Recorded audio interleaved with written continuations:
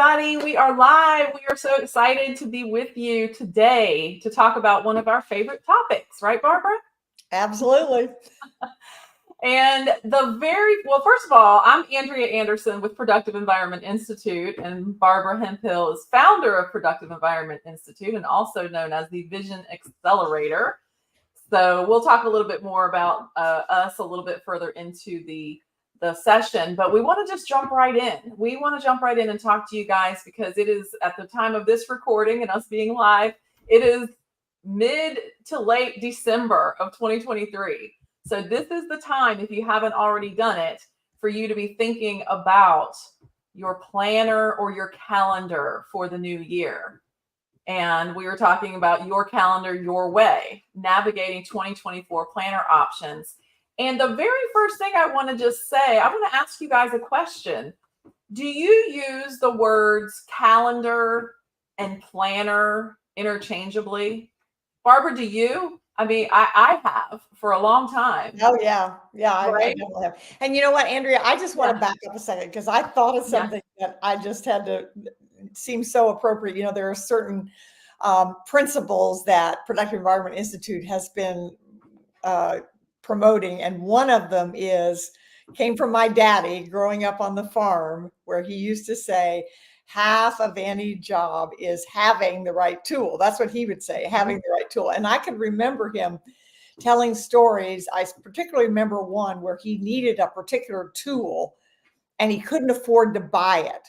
And so he literally was in the junk pile digging through things and then taking wire and duct tape and I don't know what all. And he actually did. He made a tool. So I always vividly remember that story. But I remember him saying half any job is having the right tool. But when I started working with people on their calendars and their planners, that was what prompted me to change the verb to using the right, because so many people had it, but they weren't really using it. And so that I think is really, really key to this, is like using what you do have, because a lot of times we don't use what we already have. Exactly. And before we jump into, what tool, everybody asks us, what is the best tool? What's the best calendar? What's the best planner if you are using it interchangeably? And we are going to talk about the difference in just a minute. But we use, just like we use for every single thing that we do, we use our productive environment process, our 5-step productive environment process. And so as we go through, as I talk about the difference a little bit, I want you to think about this. So everything starts with your vision. So state your vision. And if you've got something to write with while you're sitting there or watching this, write down, like, what is it that you want your calendar or planner to do for you in the next year? Right? If you've got issues with time, if you feel like you have time management problems, and if you only had the best planner or the best calendar for you, then, you wouldn't have those problems. So that brings you to step 2, which is, what are your, identify your obstacles. So Barbara, you had a story. I remember you talked about the story about somebody you met on an airplane. That didn't like her planner, didn't like her calendar. Well, actually, it was right after Christmas, and I was sitting next to this woman, and she had this big, thick leather planner, and she had it in front of her, and she goes, "Oh!" And I looked over and I said, "Wow, that sounds ominous." And she said, "I guess I'm hopeless."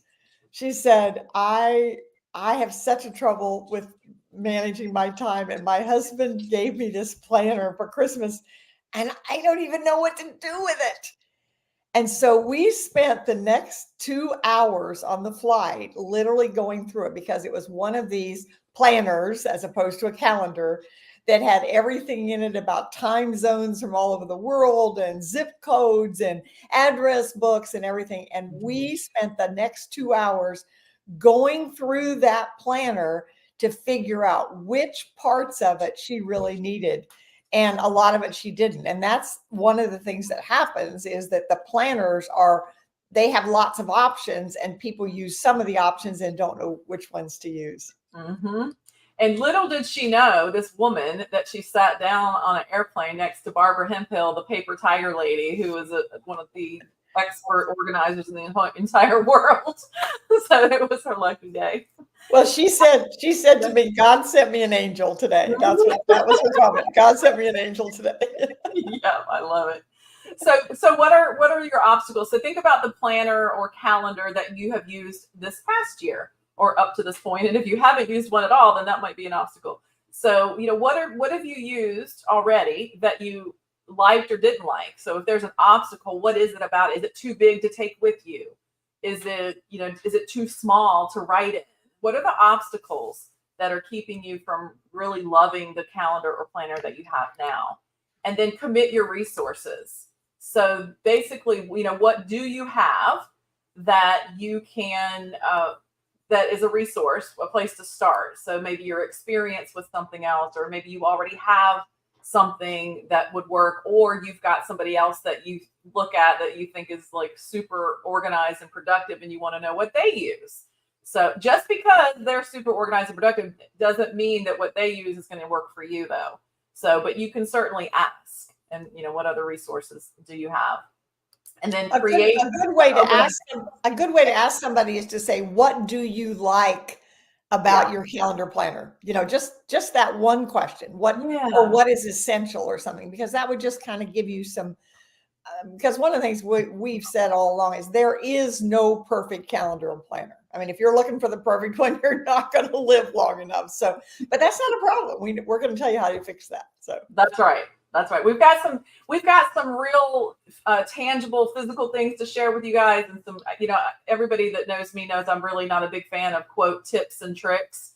We're more about systems and strategies, and we're going to have a little bit of both for you guys, because I know everybody wants the tips and tricks. So we do have some for you, but it has to fit inside a bigger plan. It has to fit into a system. So we'll talk a little bit about that. And then that really brings us to step 4, is create and execute your plan. So once you know your vision, you know what you want your calendar or planner to do for you, and you've identified what isn't working, you've committed what is working and the things that you want to keep potentially in your system. And now you're going to create and execute your plan. And that's something that we can help you with. We've got a download we're going to share with you guys in a little while. And then you can also have an opportunity to schedule an appointment if you want to meet with one of our certified productive environment specialists that can kind of literally go over your calendar or planner system with you, and then sustain your success. Once you find something that is working for you, how do you keep it going? How do you sustain your success or maintain your success? How do you keep that going? So we're gonna talk a little bit about that. But before we get into the tips and tricks, let's talk about the difference between a calendar and a planner. So a calendar and a plan, the difference between a calendar and planner lies primarily in their functions and how they are used for organizing time and tasks. And I'll be honest, for most of my life, I've used them interchangeably. And so really there is a distinct difference. So a calendar is primarily used to track dates and events, right? It's like, duh. It provides a visual representation of time broken down into days, weeks, months, and years. Okay? You're like, okay, we already knew that. Why are you telling us that? So it's not the same thing as a planner. So as far as functionality goes for a calendar, it's for event tracking, which is ideal for scheduling, keeping track of fixed commitments like meetings, appointments, and events. There's time sensitivity. Calendars are designed to manage time-sensitive commitments, offering reminders and alerts for upcoming events, right? Okay, so that's a calendar. The format for a calendar could be typically, layout of days, months, weeks. There's flexibility. You can, there are different things you can track. And most modern digital calendars allow for syncing across devices, sharing with others, and integration with other apps.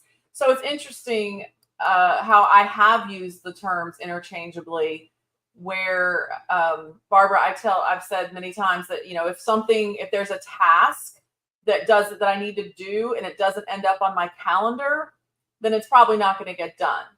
And so that's what happened with the integration of the digital side and the physical side, is that the calendar actually lives inside a planner.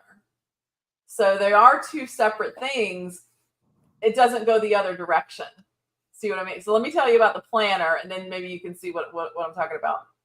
So the purpose of a planner is designed for detailed time management and task organization. So a calendar is fixed, appointments, days, times. A planner helps you manage your time with the tasks. So task management, planners allow for listing, prioritizing, and organizing tasks and goals. I just thought of an idea about it that I hadn't thought of before. Mhm. A planner is proactive. A calendar is reactive. So a calendar says you're reacting to the fact that the calendar says we did this Zoom at noon Eastern time today. I am reacting to the fact that the calendar says that's what I need to do today. A planner is being proactive about how do I want to use my time? And I hadn't ever thought, I swear that's why I love what I do, because I never thought of that before, but it really is true. Yeah, it's fascinating. It's fascinating because exactly what you just said. It's like, okay, this is what I'm going to do today. This is what's on my calendar that I have to react or respond to or do. Right. And the planner, it's for reflection and planning. Most planners include spaces for notes, reflections, goal setting, detailed breakdowns of tasks. And of course, planners can vary in layout as well, daily, weekly, monthly. So here's what's interesting. The calendar views inside of the planner they help you visualize your entire plan. So do you see how a calendar can live inside a planner, but a planner doesn't really live inside the calendar? It's the other way. Yeah. I think about, so we're going to talk about one of the planners that I used for decades, which is Planner Pad. And one of the major, I would say the major thing that separated it from every other one, that was the reason I really liked it, was it had in the front, I used an 8.5 by 11. And in the front was a year at a glance. And that feature I didn't see anywhere else. And it was like I was using paper and I wanted to see that. And so I would put in the year at a glance what I called non-negotiable appointments. So I would go in at the beginning of the year, put in the birthdays that I was blocking out, the things that I wasn't going to put in family vacations. At the beginning of the year, I always put in the week for family vacation. That was the first thing that went in the calendar. And then I would put in paid speeches. So back then I was doing like 50 speeches a year, and people call and say, could you come to Chicago on such and such a day? I could click to year at a glance and quickly look and see if there was a non-negotiable appointment on that. So that was one feature that really made it work for me. Love that. All right, I got to share some little comments we're getting here. New Path Productivity is watching. Kathy Music. A planner is proactive. A calendar is reactive. Yep, exactly. That's right. Praise God, Gary. Awesome. All right. So let's go over very briefly the key differences again. Okay. So listen up. The key differences are, number one, in focus. Calendars focus on dates and events, while planners focus on tasks and personal time management. You see the difference? Dates and events, tasks and personal time management. The other difference is flexibility versus constraint. Which one do you think is more flexible, or which one do you think is more constraining? So calendars represent constraints. They are fixed time commitments, whereas planners offer more freedom, flexibility, and task management. So if you think of it like there's a task, or there's something on the calendar that you have to do at a certain time. Okay, that's constraint. If you've got tasks and projects you're working on, but you can work on them anytime, that fits with your energy, that fits with your schedule, how you work best, then that's in your planner. That's flexibility. And then structure, calendars are structured around time, while planners are structured around tasks and goals. So do you see how they absolutely work together? They absolutely work together. And what's so interesting is that not everybody needs both. Not everybody needs a planner. Not everybody, I mean, you may or may, depending on what you do, depending on your job or your business or what you do, one may be more important than the other.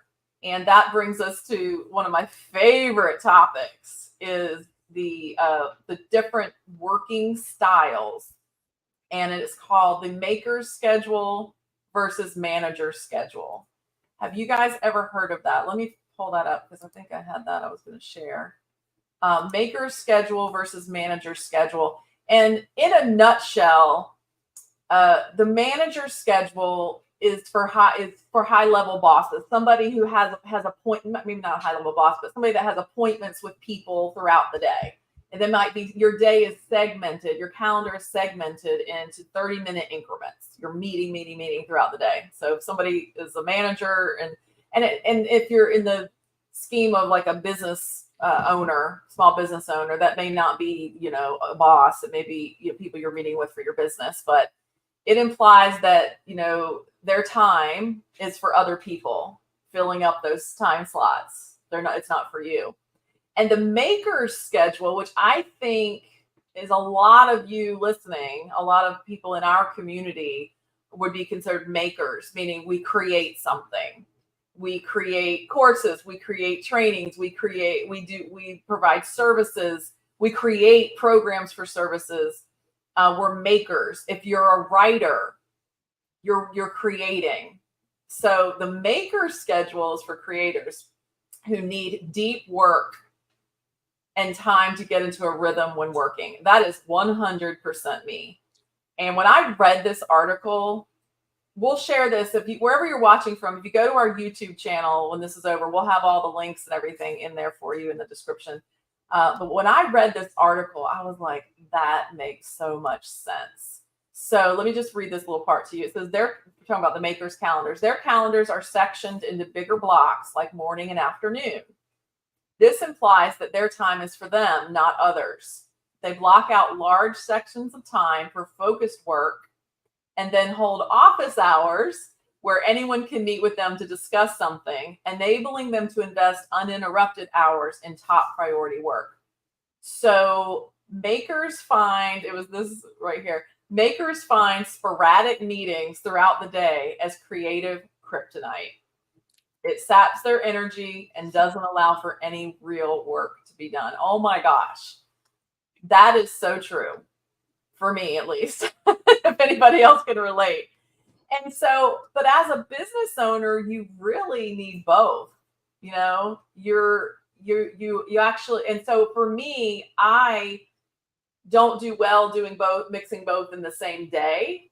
So if I need deep thought and focused work, I can't have a couple of meetings at the same day. I separate those out. And I have at least one day a week where I do not speak to another single person, except at the gym in the morning. But after that, I don't speak to anybody else. And so I think here's an example where I'm exactly the opposite. Yep, exactly. I mean, in fact, I'm working out with a new trainer and he sent me some videos of some training that I was supposed to do for a fixed period of time. And when I looked at it, it was like an hour. I said, there's hardly anything that I do for an hour.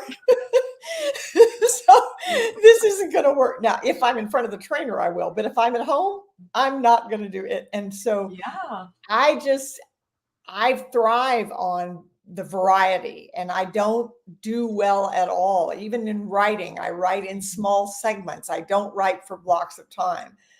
And that really brings up what is so core to the way we function. It's not what should you do, but what will you do? What brings you joy? And for me, multitasking for me is joy. And I know, there's lots of stuff about it. You're not supposed to do it and all that.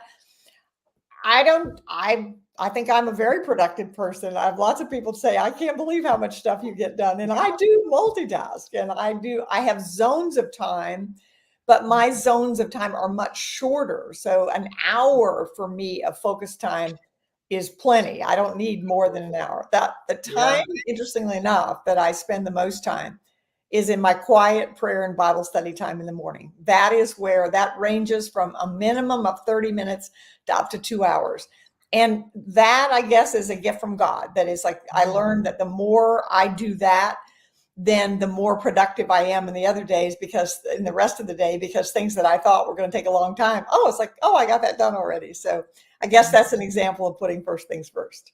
Yeah, absolutely. And I hope you guys are resonating with this, because some of you guys are going to be more like Barbara, and like, especially our people that are because you're ADD, right, Barbara? ADHD. Like, if you have an ADHD brain, the thought of sitting down and focusing for a couple of hours on something may just, like, no, I can't do that.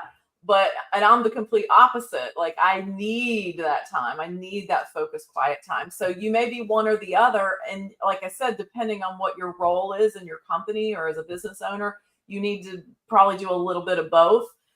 This paragraph really resonated with me. I swear, when I first read this article a couple of years ago, I felt like, oh my God, somebody gets me. Like, they get me. Okay. So I find one meeting this is a maker schedule. I find one meeting can sometimes affect a whole day. A meeting commonly blows at least half a day by breaking up a morning or an afternoon. But in addition, there's sometimes a cascading effect. If I know the afternoon is going to be broken up, I'm slightly less likely to start something ambitious in the morning. That is so true. I know this may sound oversensitive, but if you're a maker, think of your own case. Don't your spirits rise at the thought of having an entire day free to work with no appointments at all? Anybody else out there? Anybody? Well, that means your spirits are correspondingly depressed when you don't. And ambitious projects are, by definition, close to the limits of your capacity. A small decrease in morale is enough to kill them off.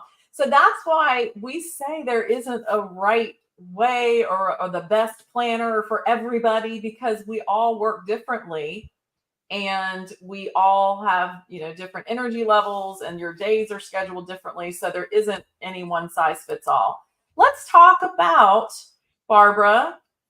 Pam says manager and maker fascinates me. Yeah, me too. It's so fascinating. So let's talk about, Barbara, how we actually do our own. So I'll say what I use. I use Google Calendar as my calendar. That is my calendar, and it's online, it's digital, and that's for appointments, things I have to do at a certain time. Those are the constraints.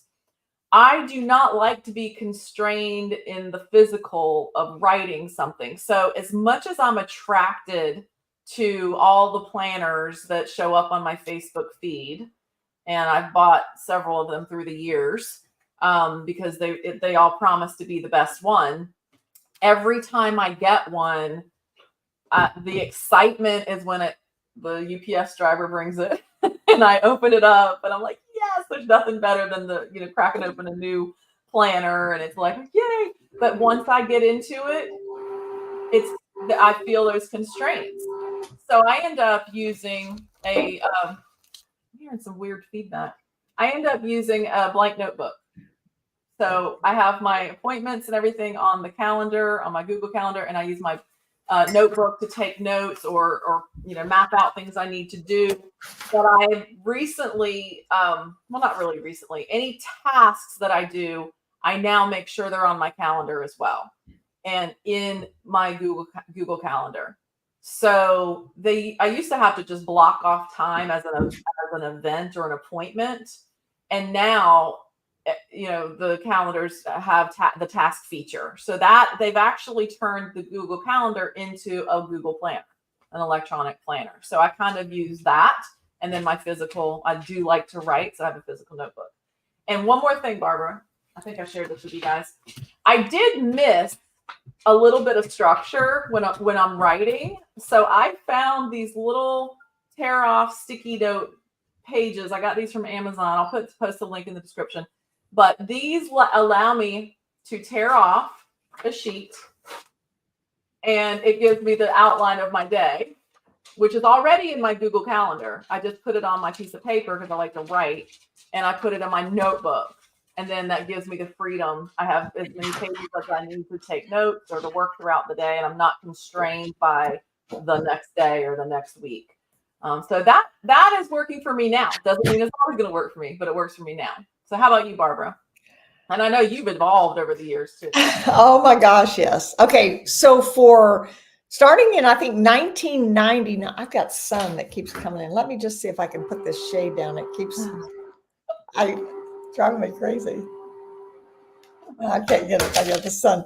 I think 1999, I started using the planner pad, which is just, I mean, I had so many clients. I can't even tell you how many clients said, I've been looking for this for my whole life.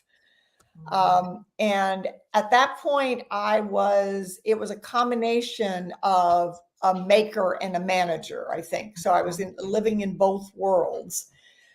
And I was very detailed about how I specifically used it. I had very specific ways. And from 1999 through the up until, I don't know, 2015 or something, I used it and I just loved it. And I still recommend it to many clients because it's really it's very flexible, but also very structured. Now my life is very, very different. I am not a manager at all. I manage myself and that's about it, but I'm not managing anybody else.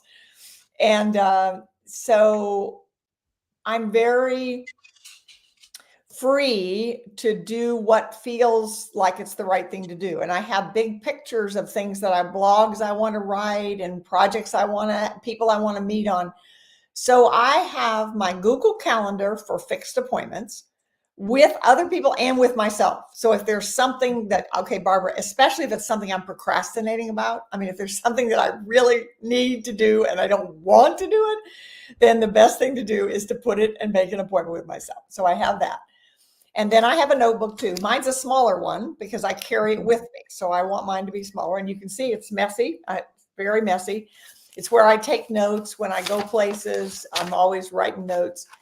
And I don't ever go back at the end of the day or every 2 or 3 days. I go through and extract what I want from there, to-dos or things I want to remember or things like that. And then I use Workflowy, which is my to-do list. And not only is it my to-do list, but it's various projects and what I want to remember on projects, who I want to discuss with. So every time I think of something that this is something I want to do, it either goes in my Google Calendar as a fixed time, or it goes into Workflowy under one of my categories of things to do, because I will block out time for writing, but I don't block out for specific writing. It's what I want to write about today. It might be a blog, it might be this or what, because I just crave flexibility. I think when I graduated from college, I was a major in music and I was a music teacher. And I had a headache every single day. And I said, there has to be another way to make a living. I cannot do this. And I realized there were 2 reasons. One was that I was teaching something I loved, music, to elementary school kids who didn't really want to learn it.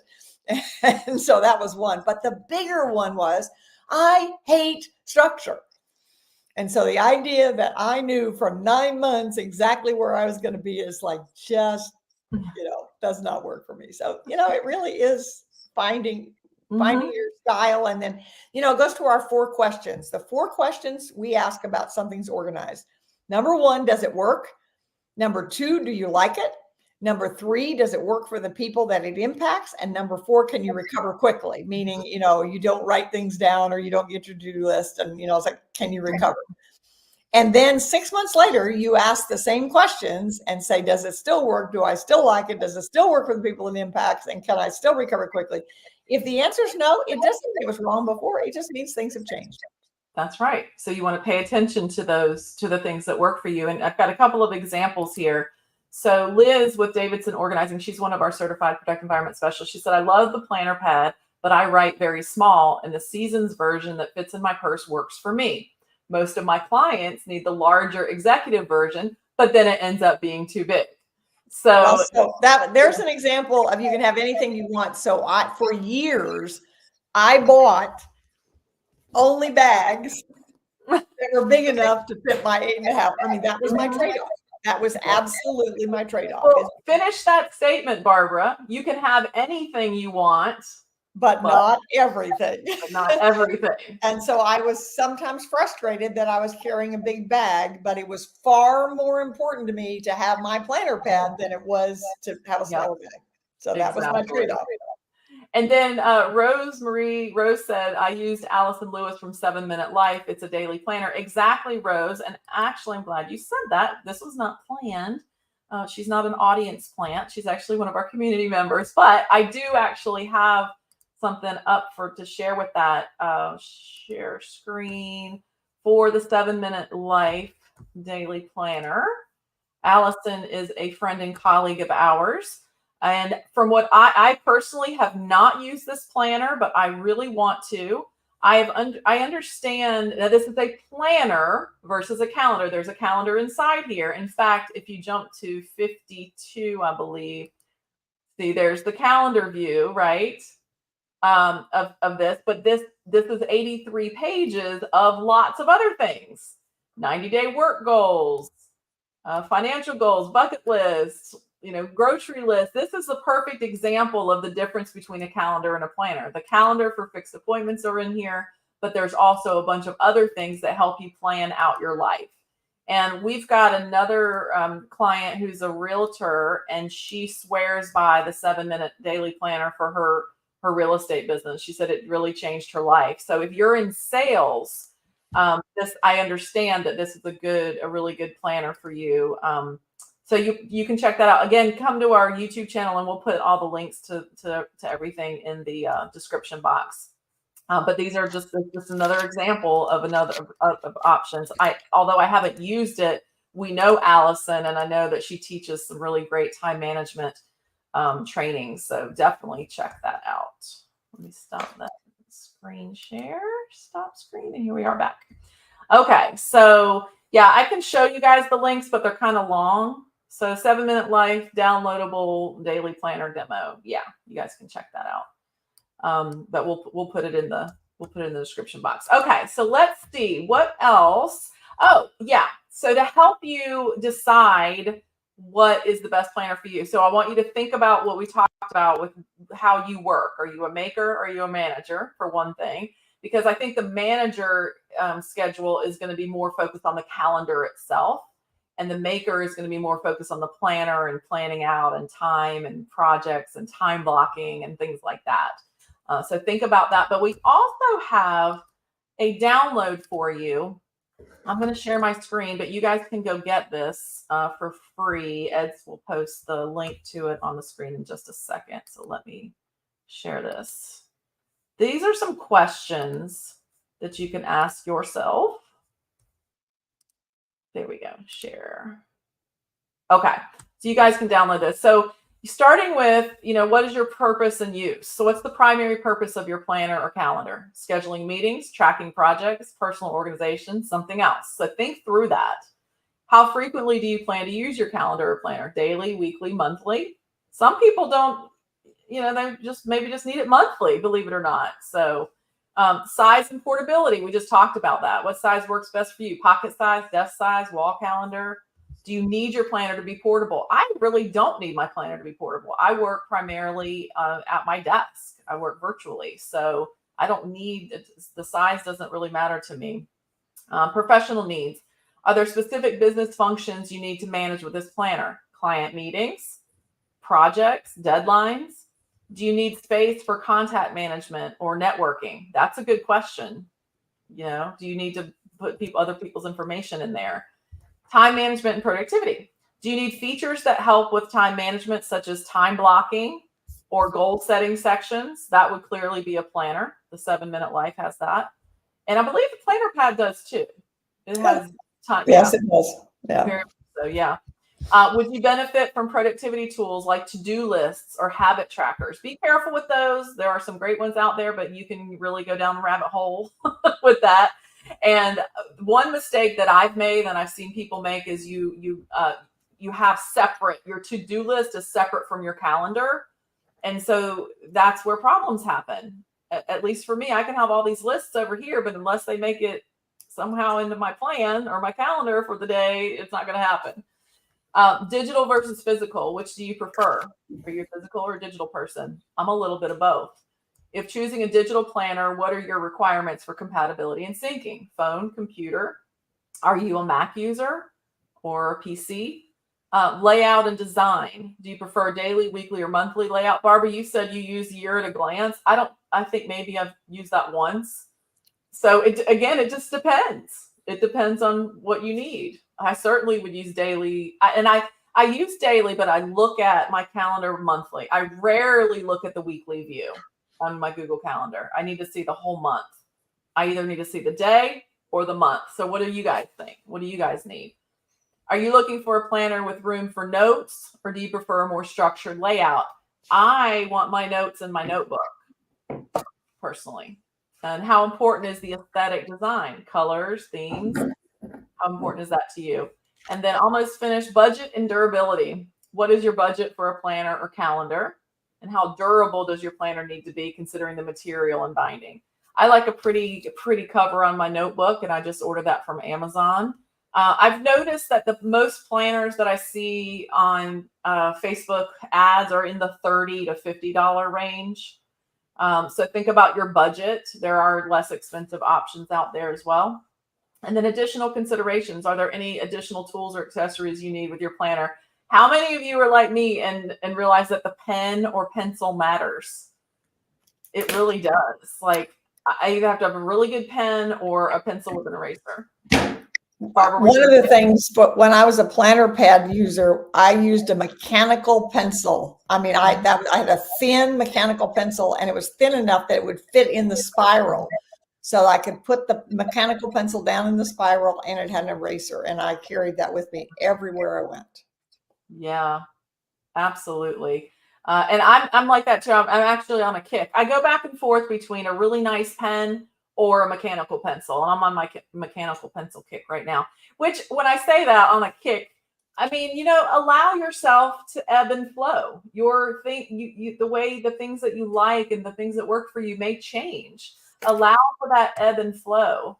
Let me just put in something here. I'm going to put in a red flag here, because one of the things I've seen through the years, and I know you have too, Andrea, because we've talked about it, is that people, you need to try something long enough to know why you don't like it before you change. Yeah. So if you say, okay, I'm doing this, and this isn't working, you throw it away. Yeah. If you discard it without taking time to say, what don't I like about it? I don't like the size, or I don't like whatever. Because if you don't identify that, then you're not going to learn from it, because you'll just, you're going to try something else. Mm-hmm. Yeah. Yeah. When I say ebb and flow, I give it a good long time. I mean, yeah, for sure. And then when I find something I really like, I've been using the blank notebook for years now, which is so funny because like I said, I'm so attracted to the planners that they make these great Facebook ads for. And I'm like, oh my gosh, it's so beautiful. And I love it. And I want all the little, I was a big Franklin Covey person because of all the cool parts of it. But now I'm like, just give me a blank notebook. Just give me a blank notebook. So let me check the comments here. Look at the URL on the screen. That's where you can get your where you can download those questions. And okay, then Ed's added that. Oh, she put that on Facebook. Okay, good. So yeah, go get your free download for your questions. And then if you have any questions for us, you can go to productiveenvironment.com and click on contact, and that comes directly to me. So if you have a question, you're welcome to reach out to us and let us know, and we'll help you. The other thing too, we will, hold on, before I say what I'm going to say, let's see what Liz has to say. Mechanical pencil always. I'm a former engineer and I make changes a lot and need to be able to erase. Yeah. And I agree, you have to give it time and effort to get a new planner to work. Yeah. Yep. And you also, Liz, I think you also work a lot with helping people with their finances too, financial stuff. So that's definitely a pencil and eraser personality. So I love that too. So, but you know what? Make it special. Like get yourself a nice pen or a nice mechanical pencil. Make that time in a nice notebook or a nice planner, something that you like, and you may use it more often if you do. Christy says, has Barbara mentioned what she uses now? Yeah, I think you said you're using. Yeah, yeah. Google Calendar, a notebook, and workflow.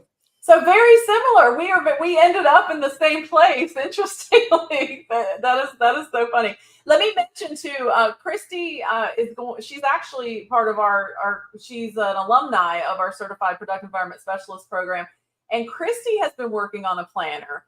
And maybe we'll have Christy on when it's ready, because it's actually going to be on Amazon very soon, and it is for people with ADHD. Is that right, Christy? I think that's right. And it's related to feng shui. So that's fascinating. That'll be interesting to see, and maybe we can share that with you guys when that's out. So yeah, does anybody have any questions before we wrap up? Go ahead and put them in the chat wherever you're watching us from, and we can put it on the screen and see if we can answer your question or see your comment. I just want to say again that you heard us say it before, but I'm going to say it again. There is no perfect planner. You need to figure out what's going to work for you. And we can help you with that as well, with some of those questions. So Venice says, with you, Andrea, I work virtually, digitally, online from desk, no calendar or planner, have another system that works for my lifestyle, both pens and pencils at my desk, old-fashioned pencil for me. Yes. I love it, Venice. Yeah. So everybody, if you're somebody that is in your car a lot and you're going from here to there, and you having Google Calendar at your computer isn't really going to help you unless you use it on your phone a lot as well. So anyway, whatever your work style is, that's what you want to pay attention to. Christy says yes.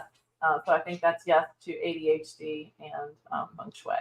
So that's awesome. I can't wait to see that, Christy. So Andrea, I just, you've got to let me have the last word. Of course. Oh wait, yeah. Wait, hold on. For those of you that are old enough to know Paul Harvey, tell us in the chat if you know who Paul Harvey is.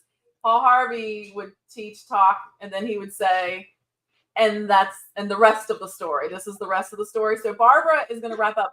We have covered tips, tools, questions, tricks, all these things, but Barbara has something really, really more important to share when it all comes down to it. So Barbara, go for it. Well, there was a quote that used to be passed around in coaching programs a lot, is if you wanted to know what was important to somebody, you looked at their calendar and their checkbook. Well, most of us don't carry checkbooks anymore. We do carry calendars, and we've talked a lot about those.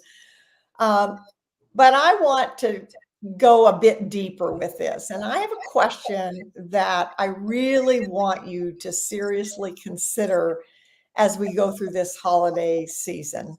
We're thinking about next year, what we've accomplished this year and what we wished we'd accomplished that we didn't, and what we want to. And the question is, if you were to leave this earth tonight, what regrets would you have? I think it's a really important question. And my philosophy is that the answer to that question is actually a form of clutter, because we define clutter as anything that prevents you from accomplishing your work and enjoying your life. So, very personal story. I asked myself that question, and the answer to it was that there was one of my children that I did not have a very close relationship with. And I'd tried some things, but it didn't work. And I finally just, oh, well, it's up to her. And then I thought, no, it's not. It's up to me. And so I made a plan about what I was going to do. And I'm happy to report that great progress has been made. And it's because I did some planning and did some things in my calendar to make it work. And I'd mentioned to you that the only time I was really very focused is in the morning. And there's a verse, Psalm 16:11, that says, You will make known to me the path of life. In your presence is fullness of joy. In your right hand are pleasures forevermore. And it has been my experience, it is my experience, that the closer I am with my Creator, not telling him what I want to do and asking him to bless it, but asking what he wants me to do, to reveal it to me. He doesn't speak to me in a voice which frustrated me for years. He never has. But he speaks to me through other people and through opportunities and through things like that. And the more time I spend in his presence, the more I know what to do with my time, which is our most precious commodity. Merry Christmas.